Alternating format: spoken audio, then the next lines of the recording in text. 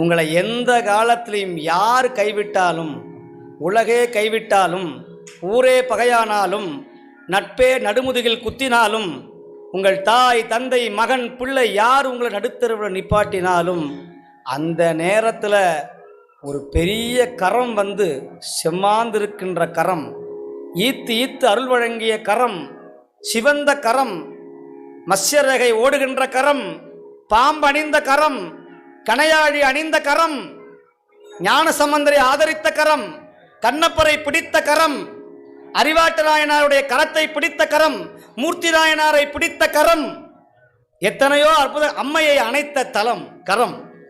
எந்த கரம்? சிவபெருமானுடைய திருக்கரம். அந்த திருக்கரம் உங்களை என்னைக்கும் கைவிடாது விடாது. கைவிட மாட்டான் கனகசபேசன், நம்மை காத்திடுவான், கண்ணால் பார்த்திடுவான்.